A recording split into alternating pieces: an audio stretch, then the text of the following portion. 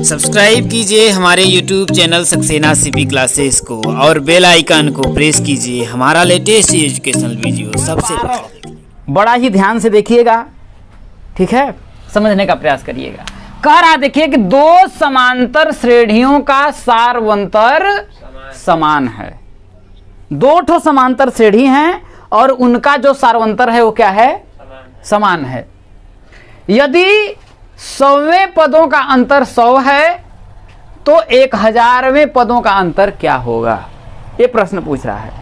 तो रैंडमली मैं आप लोगों को समझाने का प्रयास करता हूं। ये बोल रहा है देखिए दो समांतर श्रेणियों का सारवंतर समान है। मैं एक सारवंतर श्रेणी ले लेता हूं, मान लेते हैं समांतर श्रेणी। जैसे मैं ले लेता हूं आपका, देखिए 2 हो गया, 2 हो गया, 7 हो गया, 12 हो गया, 17 हो गया। ऐसे ही आपका समांतर श्रेणी जा रही है, कोई दिक्कत है? और एक समांतर श्रेणी मैं लेता हूं, जैसे भाई दोनों के बीच, जैसे इसके बीच का सारवंतर, जैसे 7 में से 5 2 घटाएंगे तो कितना आएगा? 5। 12 में से 7 घटाएंगे तो कितना आएगा? 5।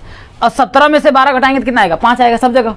तो हमको दूसरी भी एक ऐसी श्रेणी में आना होगा जिसके बीच का जो अंतर है क्या हो, उसमें भी 5 का ही हो, क्योंकि ये बोल रहा है मेरी जान कि दोनों का सारवंतर क्या है? समान है। जब समान है तो हम ऐसा कुछ मान लेते हैं, जैसे एक श्रेणी आप लोगों का मैं मान लेता हूं, आपका 21 ले लेता हूं, जैसे 21, ठीक है।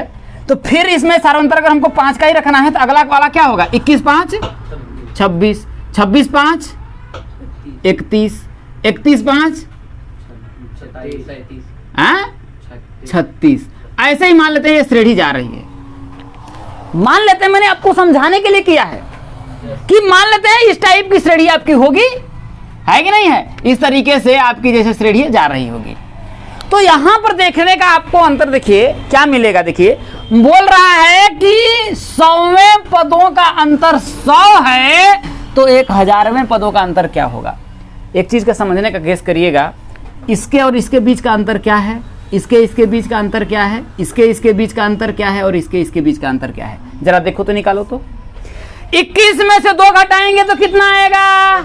19 आएगा। बहुत बढ़िया। 26 में से 7 घटाएंगे तो कितना आएगा? 19 आएगा।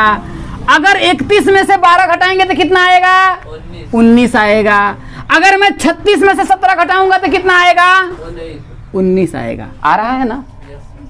आ रहा है कि नहीं आ रहा है? तो हमने क्या देखा कि अगर दो श्रेणी के अगर सारवंतर अगर समान हैं तो श्रेणी के बीच चाहे 100वें पदों का अंतर की बात करें हम, चाहे 5वें पद का बात करें और चाहे 10 लाखवें पद की, सबके बीच का अंतर क्या आएगा? समान आएगा। बात समझ में आया कि नहीं आया? तो यहां पर यही बात बोल रहा है कि श्रेणी का सारवंतर तो समान है भाई, इसमें भी मैंने मान लिया सारवंतर समान है।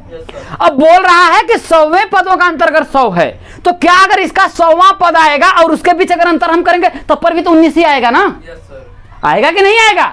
सोचने का प्रयास करिए। अगर पहले पद के बीच का अंतर देख रहे हैं तो 19 ही हो रहा है। दूसरा पद इसका ले रहे हैं, दूसरा पद इसका ले रहे हैं, उसके बीच का अंतर देख रहे हैं तब पर भी क्या आ रहा है मेरी जान? 19 ही आ रहा है। तीसरा पद लिया, इसका भी तीसरा पद लिया, इसके बीच का अंतर मैंने देखा तब पर भी 19 आया। तो जब हर पद का अंतर 19 आ रहा है तो 100वें पद का अंतर 19 नहीं आएगा? आएगा कि नहीं आएगा? 1000वें पद का अंतर क्या आएगा? वो भी तो 19 ही आएगा। समझ में आएगा नहीं है? तो ये जरा समझिए तो लॉजिकली हमने सॉल्व कर लिया। अब कह रहा है कि 100वें पदों का अंतर अगर 100 है तो 1000वें पदों का भी अंतर तो 100 ही होगा। समझ में आया कि नहीं आया? कोई दिक्कत है? तो हो गया, बस हो गया। बताइए आपको मैंने क्या किया, पहले थ्योरेटिकली आप समझ लीजिए इस चीज को, अब फिर मैं अब आप लोगों को सॉल्व कराता हूं, ठीक है? तो हम मान लेते हैं कि समांतर श्रेणियों का जो सारवंतर क्या है? डी है। भाई सारवंतर समान है भाई, उस सारवंतर है कितना? डी है। तो हम मान लेते हैं कि माना समांतर श्रेणियों का सारवंतर डी है। डी है, कोई दिक्कत है? कोई दिक्कत नहीं है। अब एक बात समझिएगा, कह रहा 100वां पद, तो मान लेते हैं एक श्रेणी आपकी ऐसे ऐसे गई होगी, ये दूसरी श्रेणी होगी, है कि नहीं है? तो हम मान लेते हैं भाई कि पहली श्रेणी का समझ रहे हैं नहीं, पहली श्रेणी का 100वां पद। अब मान लेते हैं इसके पहले मैं 1 लिख रहा हूं, इसका मतलब ये श्रेणी 1 की बात बोल रहा हूं, मैं 1 लिख देता हूं। कोई दिक्कत है, कोई तकलीफ हो तो बताइए, है कि नहीं है। तो इस देखिए श्रेणी का 100वां पद, यहां 1 मैंने लिखा हूं, इसका मतलब पहली मेरी श्रेणी है, ठीक है ना, माइनस दूसरी श्रेणी का 100वां पद, भाई यहां 2 लिख दे रहा हूं। कोई दिक्कत है भाई, ये मतलब ये दूसरी श्रेणी है, ये पहली श्रेणी है और ये दूसरी श्रेणी है। दोनों का 100वें पद के बीच का जो अंतर बता रहा है वो कितना है, 100 है भैया, 100 है, यहां पर देखो 100 है। कोई दिक्कत है, समझिए लॉजिकली आपको मैं समझा रहा हूं। भाई ये श्रेणी मान लेते हैं, कोई श्रेणी होगी भाई, हमको तो मालूम तो नहीं है, A1 A2 A3 मान लेते हैं, तो उस श्रेणी का भाई मान लेते हैं ये 1 मैंने दर्शा दिया, इसका मतलब पहली श्रेणी की बात हो रही है। भाई उसको डिफरेंस तो कुछ तो होना चाहिए ना, है कि नहीं है। तो इस श्रेणी का 100वां पद प्रथम श्रेणी का और दूसरी श्रेणी का 100वां पद, इन दोनों के बीच का अंतर क्या बोल रहा है, 100 बोल रहा है कि नहीं है।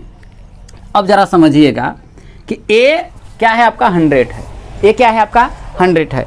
अगर मैं A 100 को लिखूंगा तो अगर मैं लिखूंगा तो भाई होगा A प्लस भाई 100 से एक कम, भाई A अगर 100 लिख रहा हूं तो 100 तो क्या होगा आपका 99D हो जाएगा भाई पहली श्रेणी को। तो इसको मैं लिख सकता हूं, देखिए कि A प्लस का 99D। कोई तकलीफ है, कोई तकलीफ नहीं होगा, A मैंने लिख लिया है माइनस। अब देखिए इसका, देखिए सार्वंतर तो D है भाई, दोनों में समान है तो D मैं लूंगा, लेकिन क्या प्रथम पद दोनों का समान है, प्रथम पद तो दोनों का समान नहीं होगा ना, प्रथम पद ही अगर समान हो जाएगा तो वही तो श्रेणी हो जाएगी। तो मान लेते हैं भाई इसका प्रथम पद मैंने स्मॉल a माना है, तो दूसरी श्रेणी मैं मान लेता हूं, दूसरी श्रेणी का प्रथम पद क्या है, कैपिटल का A है। तब तो हमको फर्क पता चलेगा ना कि अलग अलग हमारी श्रेणियां हैं। तो मान लेते हैं उसका क्या है, आपका क्या है, उसका प्रथम पद कैपिटल A है, अब प्लस भाई A 100, ये सेकंड श्रेणी की बात है, ये प्रथम वाली की है, ये सेकंड वाले की है, तो A प्लस इसका भी तो 99D ही आएगा। और D क्यों मैं करूंगा, क्योंकि बोल रहा है दोनों का सार्वंतर समान है, तो यहां पर भी स्मॉल d मैंने माना तो यहां पर भी स्मॉल d होगा। तकलीफ कोई दिक्कत नहीं है। तो अब हम करूंगा, यहां पर मैं लिख दूंगा, तो ये भी क्या होगा आपका, देखिए मैं इसको मान लेता हूं कैपिटल A प्लस का 99D बराबर क्या आएगा आपका 100। सालों कर लेते हैं तो क्या आएगा, देखिए A प्लस का 99D minus capital A minus का 99D बराबर क्या हो जाएगा 100 हो जाएगा। कोई दिक्कत है, अरे यहां पर तकलीफ तो नहीं है। जब तकलीफ नहीं है तो देखिए कट गया कि नहीं कट गया, तो बचा क्या आपका, देखिए A माइनस का कैपिटल A बराबर क्या आया 100 आया। इसे मैं समीकरण नंबर 1 मान लेता हूं। क्या मान लेता हूं, समीकरण नंबर 1 मान लेता हूं। यहां तक कोई दिक्कत है, कोई दिक्कत नहीं है। जब कोई दिक्कत नहीं है तो अब हम क्या करते हैं, देखिए भाई हमने क्या है कि 100वें पदों को मैंने निकाल लिया। अब मैं पता करता हूं कि 1000वें पद का क्या अंतर आएगा, यही बात आएगा ना। तो हम क्या करते हैं, देखिए अब मैं क्या लिखूंगा, देखिए कि भाई A भाई प्रथम श्रेणी का 1000वां पद, यहां पर लिख दूंगा है 1, है कि नहीं है, माइनस अंतर है, अंतर समझ में आया ना। अंतर का मतलब क्या होता है, घटाना ही तो होता है भाई। इसके बीच का अंतर क्या होता है, 31 में से मैं 12 को घटाऊंगा तभी ना पता चलेगा कि 19 आया है, तो तब घटाएंगे तभी तो पता चलेगा अंतर। समझ में आया कि नहीं आया। तो यहां पर लिखेंगे भाई A 1000, इसका भाई दूसरी श्रेणी की बात कर रहे हैं, बराबर क्या आएगा। अगर मैं लिखता हूं तो समझने का प्रयास करिएगा, A 1000 को अगर मैं लिखूंगा तो क्या लिखूंगा भाई, A प्लस का भाई प्रथम श्रेणी का मैंने प्रथम पद स्मॉल a माना है, तो यहां पर हो जाए A प्लस 1000 है, तो 1000 में से घटाएंगे तो कितना आएगा 999D हो जाएगा। कोई तकलीफ, माइनस इसका क्या हो जाएगा, देखिए कैपिटल A मैंने माना है, तो A प्लस का ये भी होगा 999D हो जाएगा। कोई तकलीफ नहीं है। अब खोल दीजिए इसको, तो A प्लस का 999D माइनस का कैपिटल A फिर प्लस माइनस माइनस का 999D होगा ना। ये आपस में आपका क्या हो गया, कट गया। तो आया बचा क्या आपका A माइनस का कैपिटल A, और इसका मान हम लोगों ने भी निकाला है, क्या आया है 100 आया है। तो आपका आ गया कितना 100 आ गया। तो हमें प्रूफ कर दिया कि नहीं कर दिया, कहां पर ये नहीं आया, भाई तो हमने क्या बताया, अभी मैंने आपको यही बात समझाई है कि अगर प्रथम पद के बीच का अंतर अगर 19 है, द्वितीय बीच के अंतर अगर 19 है, तो ये क्या बोल रहा है कि अगर 100वें पदों का अंतर अगर 100 है तो 1000वें पदों के बीच का अंतर भी 100 ही होगा। ये मैंने प्रूव किया। तो भाई मैंने क्या किया, उसको प्रूफ मैं निकाल रहा हूँ, सॉल्व कर रहा हूँ ना। तो आखिर में लास्ट में a माइनस का कैपिटल आया और इसका भी मान क्या हमने निकाला, भी 100 ही निकाला है ना। तो इसका मतलब यह है कि अगर 1000वें पदों के अंतर भी क्या आएगा, 100 ही आएगा। इसी को मैंने सॉल्व किया तभी तो इसका मान 100 आया है ना।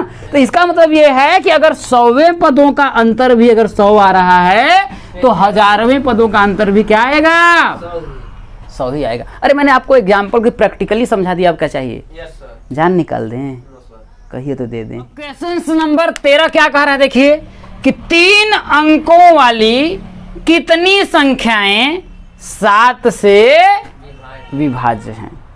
3 अंकों वाली कितनी संख्याएं हैं जो 7 से विभाज्य हैं। 3 अंकों की सबसे छोटी संख्या 100 है कि नहीं है। 3 अंकों की सबसे छोटी संख्या क्या होगी आपकी, 100 होगी ना। और ऐसे ही हमारा 3 अंकों की संख्या कहां तक चली जाएगी, 999 तक चली जाएगी। इसका मतलब वो सभी संख्याएं जो होंगी 3 अंक की होंगी। लेकिन 3 अंकों की कितनी संख्याएं जो है 7 से विभाज्य, ये बात बोल रहा है। तो 100 तो 7 से विभाज्य नहीं होगा, 101 हो जाएगा है? अरे 999 नहीं होगा। 3 अंक की सबसे बड़ी संख्या जो होगी वो 999 होगी और 3 अंक की सबसे छोटी जो संख्या होगी क्या होगी, वो 100 होगी। तो हमसे ये पूछ रहा है कि वह संख्या हमको बताइए जो 7 से विभाज्य है और 3 अंक में है, वो टोटल कितनी संख्याएं हैं। तो हम ये पता कर लें कि सबसे छोटी संख्या कौन सी है जो क्या है, 7 से विभाज्य है। तो 100 तो भैया 7 से विभाज्य है नहीं, है कि नहीं है। अब 100 तो 7 से विभाज्य नहीं है, तो देखते हैं 101 7 से विभाज्य है। तो क्या 101 7 से विभाज्य है, नहीं है। 102 की बात करते हैं, क्या 102 7 से विभाज्य है। 100 भाई 7 1 कम 7 3 10 32 हो जाएगा, तो 7 से कटेगा नहीं, है कि नहीं है। और क्या 103 जो है 7 से विभाज्य है, अरे हाँ या ना। 7 1 कम 7 3 आएगा 33, 7 से विभाज्य होगा नहीं, ठीक है। 104 देखते हैं 7 से विभाज्य है, देख लीजिए। 104 भी 7 से विभाज्य नहीं है। 7 1 कम 7 3 34 नहीं होगा। अब 105 की अगर हम बात करते हैं तो ये तय है कि 7 से विभाज्य होगा, है कि नहीं है। समझ में आया कि नहीं आया। तो सबसे छोटी जो संख्या हो गई 3 अंकों में 105 हो गई, है कि नहीं है। अब 7 से विभाज्य है तो 7 में फिर 7 जोड़ दो, अगली वाली संख्या मिलेगी जो 7 से विभाज्य होगी। नहीं समझ में आया बात। जैसे 7 का पहाड़ हम पढ़ते हैं तो 7 दूना 14 आता है, 7 3 21 आता है। तो इसमें 7 जोड़ते चले जाओ, वो संख्या क्या होगी, 7 से विभाज्य होती चली जाएगी कि नहीं विभाज्य होगी। तो फिर अगर जैसे 105 है, 105 में 7 अगर हम जोड़ेंगे तो कितना आएगा, 112 आएगा। देख लो 7 से विभाज्य होगा। 7 1 कम 7 4 11 7 6 42, है कि नहीं है। 12 फिर 7 कितना हो जाएगा, 119 जो होगा वो 7 से विभाज्य होगा। ऐसे ही हम लोग क्या करते हैं, संख्याओं को लिख देते हैं। संख्या इस तरीके से होंगी भाई, 105 112 119 126 ऐसे ही आपके होती होंगी। और हम क्या करते हैं, अंतिम वाली संख्या को पता कर लेते हैं कि कौन सी संख्या है जो क्या है 7 से विभाज्य है। क्या 999 7 से विभाज्य है। 7 1 कम 7 2 29 हो जाएगा, 7 4 28 1 नहीं हो है। इसका मतलब 999 नहीं है तो 998 को चेक करते हैं, क्या 998 है, हो जाएगा। देख लीजिए भाई, 7 1 कम 7 2 9 29 हो जाएगा, 7 चौके 28 1 18 हो जाएगा, नहीं होगा, ठीक है। 997 देख लीजिए, 997 देख लीजिए। देखिए पूरा चीज मैं आपको प्रैक्टिकली करा रहा हूं, अगर मैं चाहूं तो डायरेक्ट आंसर भी लिख सकता हूं, ठीक है। फिर इसमें देख लीजिए भाई 999 सबसे बड़ी संख्या से हम क्या करेंगे, उसके छोटी संख्या लिखते जाएंगे। 997 को देख लीजिए क्या हो रहा है 7 से भाई, 7 1 कम 7 है कि नहीं है, 2 9 29 तो 7 चौके 28 है कि नहीं है। 28 हुआ तो 1 बचा 17, वो भी नहीं होगा। अब 995 भाई 96 की बात करते हैं, 96 कटेगा। अरे यहाँ पर अगर करेंगे, देखिए 6 ही तो कर रहे हैं तो भाई 29 फिर 16 हो गया, नहीं कटेगा, है कि नहीं है। फिर 95 देखते हैं, क्या 95 वो हमें पता है, तो इसमें करेंगे तो क्या होगा यहाँ पर फिर, अरे यहाँ पर करेंगे तो भाई 7 एक कम 7, 2 29 7 चौका 28 हो रहा है, ठीक है ना, तो ये नहीं हो रहा है। लेकिन अगर यहाँ 4 करेंगे तो 994 आएगी संख्या ना, वो क्या होगी, 7 से विभाज्य होगी, ठीक है ना। तो 7 से विभाज्य होगी, मतलब अंतिम जो नंबर है वो क्या है, 994 है। ये बात समझ में आई कि नहीं आई भाई। ये वाली जो संख्याएं हैं वो आपके इतना है। अब या तो सब में 7 से भाग दो और 999 तक करो, पहला तरीका ये है। और दूसरा तरीका ये है कि मैं आपको पता कर लेता हूं भाई सभी संख्याओं में 7 जोड़ने पर अगली संख्या मिलेगी। ये वाला नहीं समझ में आया। आप क्या करिए, सबसे बड़ी संख्या 999 है ना, 999 को 7 से भाग दीजिए, नहीं विभाजित हो रही है, ठीक है ना। फिर 998 को 7 से विभाजित करिए, वो भी नहीं विभाजित होगी। 997 को विभाजित करिए, वो भी नहीं विभाजित होगी। तो सबसे अंतिम वाली जो संख्या होगी 994 जो होगी भाई, 3 अंक की सबसे बड़ी जो संख्या होगी जो 7 से विभाजित होगी, वो होगी 994 होगी। तो हमें ये मिला कि यहां से हमको प्रथम पद ए मिल गया, क्या मिला, 105 मिला कि नहीं मिला, है कि नहीं है। अगर मैं सार्वंतर डी निकालूं तो भाई 7 से विभाजित है, सार्वंतर 7 ही होगा। हालांकि मैं कर लेता हूं भाई, 112 में से अगर मैं 105 को घटाऊंगा तो डी का मान कितना आएगा आपका, 7 आ जाएगा। यहां पर अंतिम पद हमारा दे दिया an बराबर 994। तो क्या यनमा पद नहीं निकाल लेते हैं, यन का मान निकालेंगे, वही तो टोटल क्या होगा, नंबर होगा, टोटल पद वही ना होंगे, वही टोटल संख्याएं हो गएंगी। तो हमको क्या करना, बस इस मान को उठा करके सिर्फ इसमें रख देते हैं। तो कह रहा है कि ये 3 अंकों वाली संख्या कितनी संख्याएं 7 से विभाज्य है, तो हम मान लेते हैं कि n संख्याएं, माना n संख्याएं 7 से क्या हैं, विभाज्य हैं। देखिए अंतिम पद जो 994 है ना, उसको an भी लिखते हैं और हम लोग l से भी दर्शाते हैं। किसे, l से भी दर्शाते हैं। तो इसको l बराबर भी इतना कर सकते हैं, और l बराबर भी वही होता है, l बराबर a + n - 1 × d। इस बात को ध्यान रखिएगा। तो यहां पर हमारा फॉर्मूला हम लगा देंगे वही वाला, an बराबर a + n - 1 × d। an का मान मतलब अंतिम पद इस श्रेणी का क्या है जो 7 से विभाज्य है, 994। मैंने 994 कर दिया, 994 कर दिया, बराबर a क्या है, प्रथम पद क्या है आपका 105 प्लस n - 1 × d का मान कितना दिया आपका, 7 दिया है। अरे इसको साला करके n का मान निकाल लो, वही तो होगा श्रेणी में टोटल पद, है कि नहीं है। तो 994 में अगर मैं 105 घटाऊंगा तो हो जाएगा 994। इसको अगर मैं इधर लाऊंगा तो क्या होगा, माइनस का 105 बराबर होगा, देखिए n - 1 × 7, ठीक है।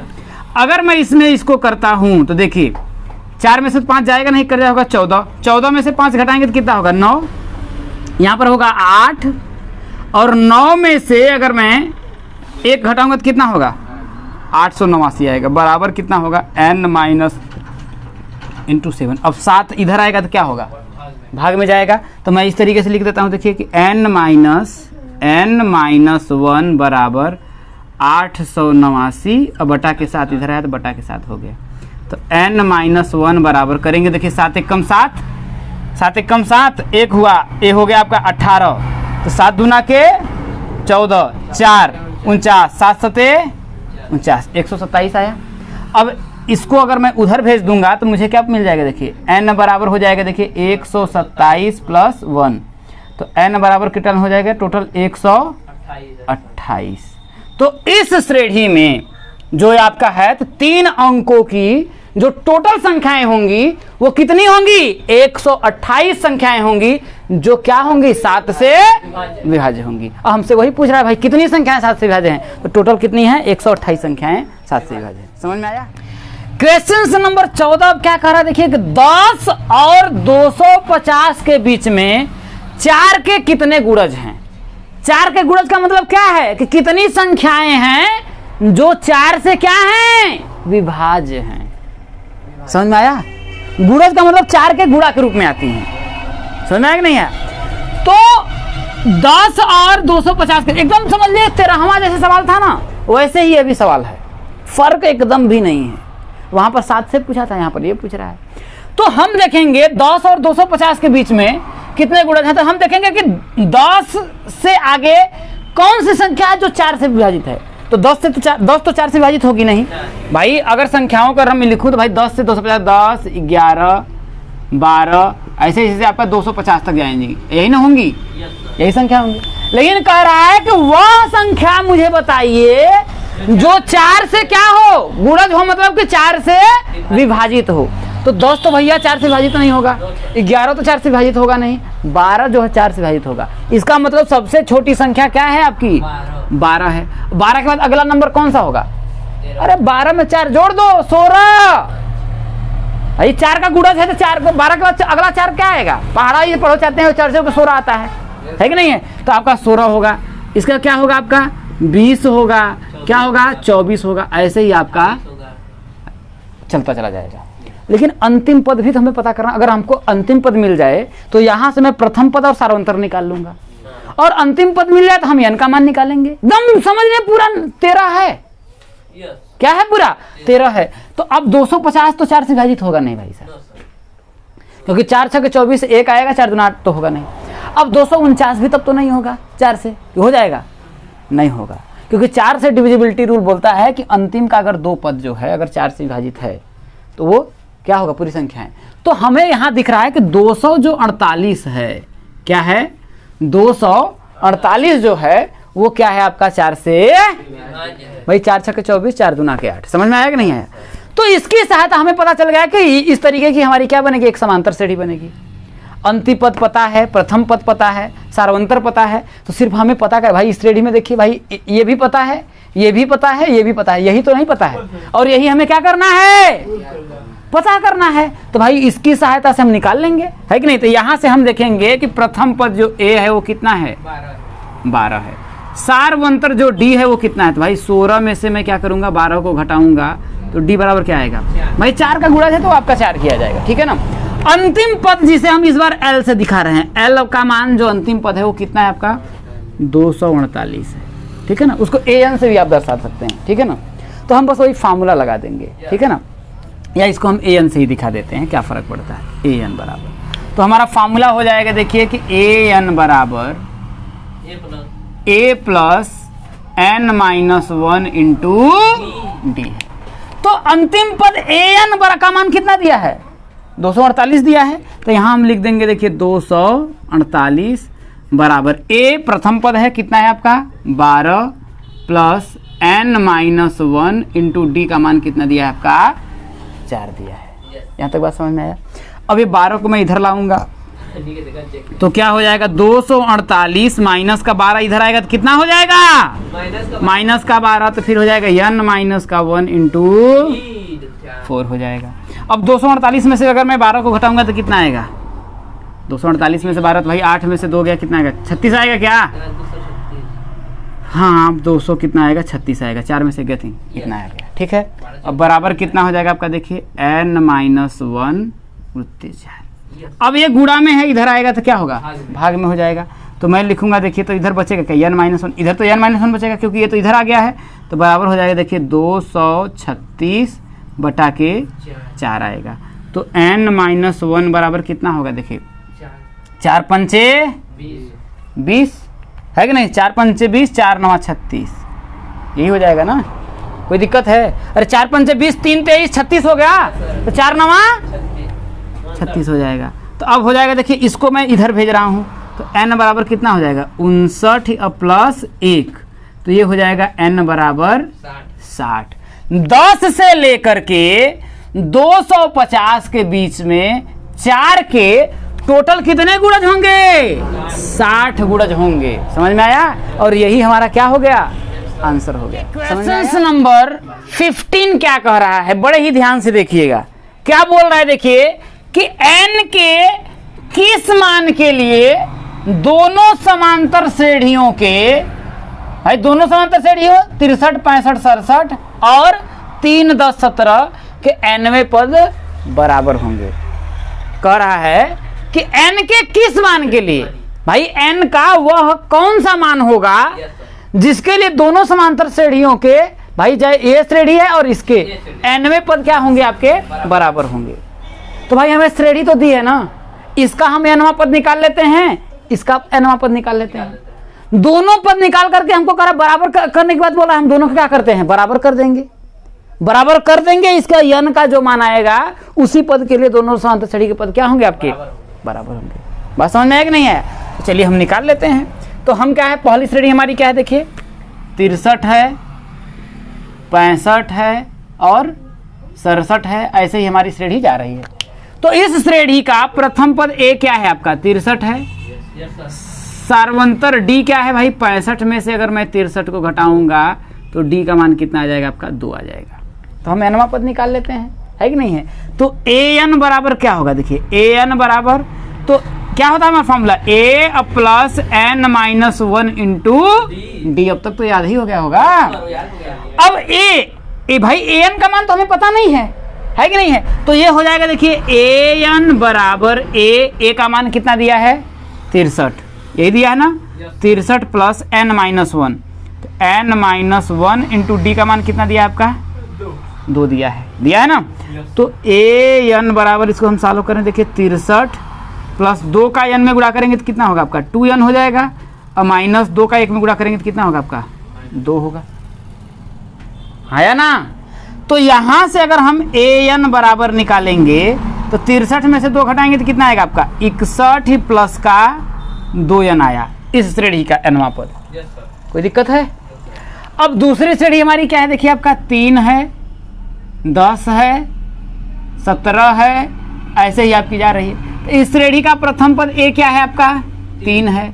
सार्वंतर डी क्या है आपका भाई, 10 में से अगर मैं 3 को घटाऊंगा तो डी का मान कितना आएगा आपका, 7 आ जाएगा, है कि नहीं है?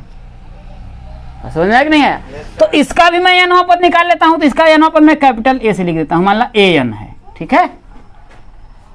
समझ में आया कि नहीं आया? तो दोनों समान तो नहीं आएगा ना, लेकिन यहाँ बोल रहा है ना एनवे पद बराबर होंगे, तो मैं इसको भी मैं स्मॉल एन से ही लिखता हूँ, क्या फर्क पड़ता है। तो ये हो जाएगा आपका ए एन। तो ये भी होगा, देखिए ए प्लस का एन माइनस 1 इंटू, तो ए प्रथम पद ए का मान इसमें कितना दिया है, 3 plus N minus 1 into d का मान कितना दिया है, 7 दिया है, ये ए एन का मान दिया है। तो हम क्या करेंगे, देखिए ए एन बराबर 3 और प्लस 7 का एन में गुणा करेंगे तो कितना होगा आपका, 7n, माइनस 7 का 1 में गुणा करेंगे तो कितना होगा आपका, 7 हो जाएगा। तो ए एन बराबर अगर मैं इसमें से करूंगा तो कितना आएगा, 7n, यही होगा ना। अब माइनस 7 में से अगर मैं प्लस 3 जोड़ूंगा तो कितना आएगा, माइनस का 4 आएगा, आएगा कि नहीं आएगा? अब कह रहा है एन के किस मान के लिए दोनों समांतर श्रेणियों इसके और इसके यनवे पद बराबर होंगे। तो भाई दोनों का मैंने यनवा पद निकाल लिया। अब कह रहा है बराबर होने की बात कर रहा है, तो मैं इन दोनों को क्या कर रहा हूं, बराबर कर लूंगा, है कि नहीं है? कोई दिक्कत है कि नहीं? तो हम क्या करेंगे, देखिए यहां पर भाई इसको मैं समीकरण नंबर 1 मान ले रहा हूं और इसको समीकरण नंबर क्या मान रहा हूं, है कि नहीं है? तो हमारा क्या होगा, देखिए तो हम यहां पर लिख देंगे, देखिए कि श्रेणी के भाई एनवे पद बराबर होंगे, तो एनवे पद बराबर होंगे जब ए एन बराबर ए एन, ठीक है? यहाँ पर कैपिटल ही लिख दो, थोड़ा ज़्यादा अच्छा लगेगा। तो इस श्रेणी का एनवा पद क्या है, देखिए 61 प्लस का 2n है ना, तो ये हो जाएगा, देखिए 61 प्लस का 2n बराबर, इसका एनवा पद क्या है आपका, देखिए है कि नहीं है? तो 7n माइनस का 4, है कि नहीं है? तो ये माइनस के 4 को इधर ला दे रहे हैं भाई, n को n के साथ कर दे रहे हैं और अचर को अचर के साथ, चर को अचर के साथ कर दे रहे हैं। तो यहाँ पर देखिए आपका, देखिए ये 2n है, 2n को अगर मैं इधर ले जाऊंगा तो क्या होगा, देखिए 7n है, ये है यहाँ पर, ये 2n इधर जाएगा तो क्या होगा, माइनस का 2n बराबर, इधर क्या है आपका 61 है, ये माइनस का 4 इधर आएगा तो क्या होगा, प्लस का 4 हो जाएगा। समझ में आया? अब देखिए 7n में से अगर मैं 2n को घटाऊंगा तो क्या आएगा आपका, 5n आएगा। अब 61 में 4 में जोड़ूंगा तो कितना आएगा, 65, है ना? तो n बराबर क्या होगा, देखिए 65 बटा के 5, तो करेंगे तो कितना होगा, 13 5, तो n का मान क्या होगा आपका, 13। इस श्रेणी के 13वें पद जो होंगे उन दोनों का मान क्या होगा आपका, बराबर होगा। समझ में? इसका भाई वो बोल रहा है ना n के किस मान के लिए, n का मान क्या होगा आपका 13, तो दोनों श्रेणी के 13वें पद के लिए n का मान क्या होगा आपका, बराबर होगा। प्रूफ भी करके दिखा दें। देखिए अब मैं अगर इसका 13वां पद निकालूं, भाई n का मान 13 आया है, तो अगर मैं 13वां पद निकालूं, देखिए मैं आपको प्रूफ भी कर दे रहा हूं, अगर मैं इस श्रेणी का 13वां पद निकालूं तो a प्लस का 12d आएगा कि नहीं आएगा, यही होगा ना 13वां पद। अरे इसका 13वां पद, भाई 13वां पद, भाई a 13 होगा, तो a 13 बराबर a plus 13 minus 1 into D, तो भाई 13 से कम a पर 12d, तो a का मान कितना है, देखिए भाई a का मान इस श्रेणी का कितना है 63, अब प्लस 12 d का मान कितना है, जल्दी बोलिए। हैं? अरे भाई 63 2 65 2 है, ठीक है, तो हो जाएगा देखिए 63 अब प्लस 12 दूना 24, 63 में 24 जोड़िए 4 3 6 2 87 आया कि नहीं है, आया कि नहीं है। अब इस श्रेणी का भी आप 13वां पद निकाल लीजिए, तो इसका भी 13वां पद क्या होगा, a प्लस का 12 ही d होगा ना, तो a का मान कितना दिया है आपका इस श्रेणी का 3, a का मान 3 दिया है, प्लस 12 गुणुत्ते d का मान क्या निकाला है हम लोगों ने, अरे इस श्रेणी का 7 आया है। देखो 3 प्लस 12 7 84 में 3 जोड़ेंगे तो क्या आएगा 87 आएगा, है कि नहीं है। तो इस श्रेणी का देखो 13वां पद दोनों बराबर आया कि नहीं है, और वही मैंने क्या किया आपको प्रूफ किया है। अरे बुद्धि में घुसा कि बड़ा है पूरा घुसा, घुस गया ना। क्वेश्चन नंबर 16 क्या कह रहा है, बड़े ही ध्यान से देखिएगा, ठीक है ना। क्या बोल रहा है, देखिए कि वह एपी ज्ञात कीजिए जिसका तीसरा पद 16 है, ठीक है, और 7वां पद 5वें पद से 12 अधिक है, ये बात वो बोल रहा है। अगर हमारी श्रेणी मान लेते हैं, भाई हम श्रेणी का अगर स्टैंडर्ड फॉर्म मैंने आपको बताया था, अगर प्रथम पद a है तो इसमें a जो भाई d जोड़ने पर अगला पद मिलता है, है कि नहीं है। तो इसको करेंगे तो भाई a प्लस का d, अगला पद हो जाएगा a प्लस का 2d, ऐसे ही a प्लस का 3d। ये बात मैंने पूरे आपको अच्छी तरीके से आप लोगों को इस तरीके से श्रेणी बढ़ती होगी। अब कह रहा है तीसरा पद वो आता कहां से, यहीं पर हम रख देंगे भाई a का मान। अगर आपको हमको क्या करना है, तीसरा पद यहाँ 3 रखेंगे, है कि नहीं, 3 रखेंगे तो क्या होगा, a प्लस का 3 में से 1 घटाएंगे तो कितना होगा 2, 2d हो जाएगा। अगर मैं 1 रखूंगा, क्या रखूंगा, अगर n का मान 1 रखूंगा तो a प्लस n में से 1 माइनस 1 0 हो जाएगा, तो प्रथम पद तो एक ही आएगा, a ही ना आ रहा है। पूरी चीज यहीं से हो रही है। तो ये बोल रहा है कि एपी ज्ञात कीजिए जिसका तीसरा पद क्या दिया है 16 दिया है। तो यहां पर देखिए प्रथम शर्तानुसार मैं लिख लेता हूं, प्रथम शर्तानुसार। प्रथम शर्तानुसार क्या है कि तीसरा पद क्या है आपका 16 है, इसका मतलब a3 का जो मान है वो कितना दिया है 16 दिया है। तो a3 को मैं लिख क्या सकता हूं भाई, a3 को लिखूंगा तो a प्लस का 3 में से 1 घटाएंगे तो कितना आएगा 2d, भाई 3 से 1 कम है, देखो पहला दूसरा तीसरा पद a प्लस 2d आया, तो ये आया a प्लस 2d का जो मान दिया है वो कितना दिया है।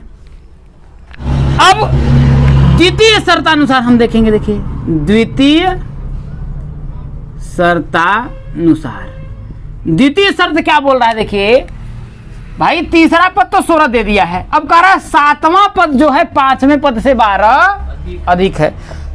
तो इसका जो 7वां पद है a7, वो इसका मान कितना है, वो कह रहा है a5 से, a5 मतलब 5वें पद से क्या है 12 अधिक है ये है। तो क्या इनको बराबर अगर हमको करना होगा तो या तो मैं इसमें 12 जोड़ूं तब तो ये दोनों के बराबर होगा ना, क्योंकि ये जो है ऑलरेडी 12 अधिक है, बोला ना 7वां जो पद है, यहाँ पढ़ो देखिए 7वां पद 5वें पद से 12 अधिक है, तो ये तो 12 अधिक है, ये है।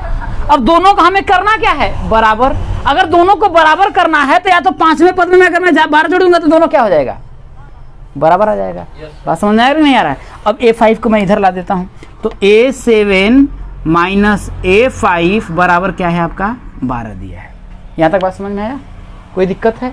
तो a7 को मैं क्या लिख सकता हूं भाई, a प्लस का 7 को क्या लिख सकता हूं भाई 6d, यही ना होगा a प्लस 6d, भाई देख ले 1 2 3 4, वैसे ही भाई 7 है, 7 में से d का गुणांक जिस सिर 7 लिखा है ना उससे 1 कम होगा, समझ में आया कि नहीं है। तो माइनस a5 को मैं क्या लिख सकता हूं, देखिए a प्लस का 4d बराबर क्या हो जाएगा आपका 12 हो जाएगा।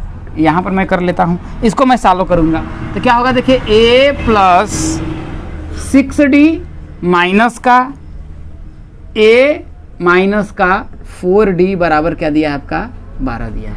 तो a से तो आपका a कट गया, नहीं कटा। अब 6d में से अगर मैं 4d को घटाऊंगा तो क्या मिलेगा, हैं 2D मिल जाएगा। 2D बराबर क्या है आपका दिया है 12, तो D बराबर कितना हो जाएगा भाई 12 बटा के 2, तो D बराबर कितना आ जाएगा आपका 6 आ जाएगा। हमें कह रहा है AP ज्ञात करना है, तो हम AP ज्ञात करना है मतलब श्रेणी ज्ञात करना है। तो श्रेणी अगर ज्ञात करना है तो भाई श्रेणी मैंने कह दिया A plus D, A plus 2D, A plus 3D, इस तरीके से आपकी श्रेणी होगी। बात समझ में नहीं आ रहा? तो भाई D का मान मुझे मिल गया, अगर मुझे A का भी मान मिल जाए तो मैं श्रेणी बना लूंगा कि नहीं बना लूंगा? तो D का मान मैं उठा करके क्या रखता हूँ, समीकरण नंबर 1 में रख देता हूँ। तो D का मान लिखेंगे, देखिए D का मान समीकरण 1 में रखने पर, D का मान कहाँ रखने पर, समीकरण 1 में रखने पर। तो यहाँ हो जाएगा देखिए A प्लस क्या है 2, D का मान कितना है 6 बराबर कितना है आपका 16। तो A बराबर कितना हो जाएगा देखिए 16, अच्छा दुना के इधर जाएगा तो क्या होगा माइनस का 12 हो जाएगा। तो A बराबर क्या हो जाएगा आपका 4 हो जाएगा। 16 में से 12 घटाएंगे तो कितना आएगा 4 आ जाएगा। हमें कह रहा है श्रेणी ज्ञात करने के लिए, तो श्रेणी हमने माना है भाई क्या है A plus D plus 2D है। तो भाई श्रेणी क्या होगी, पहला पद 4 है, पहला पद आपका 4 हो जाएगा। अब 4 में अगर मैं D जोड़ूंगा तो 4 में D का मतलब क्या है 6 जोड़ूंगा, तो 4 में अगर मैं 6 जोड़ूंगा तो कितना होगा भाई, A में D जोड़ूंगा, दूसरा पद यही ना होगा प्लस D, तो कितना होगा 10 हो जाएगा। 10 में फिर मैं D जोड़ूंगा तो क्या होगा 16, यही ना होगा। 16 में फिर मैं क्या करूंगा 6 जोड़ दूंगा तो कितना होगा आपका 22, 22 में फिर 6 जोड़ूंगा तो कितना होगा आपका 28। इस तरीके से आपकी श्रेणी क्या हो जाएगी, बनती चली जाएगी। समझ में आया कि नहीं आया? देखो 4, 10, 16, 22, 28 इस तरीके से आपकी श्रेणी हो जाएगी। तो हमसे यही तो बोल रहा है कि भाई श्रेणी ज्ञात करिए। तो देखिए 4, 10, अब देखिए तीसरा पद, देखिए पहला दूसरा तीसरा पद 16 है, यहाँ दिया है तीसरा पद 16।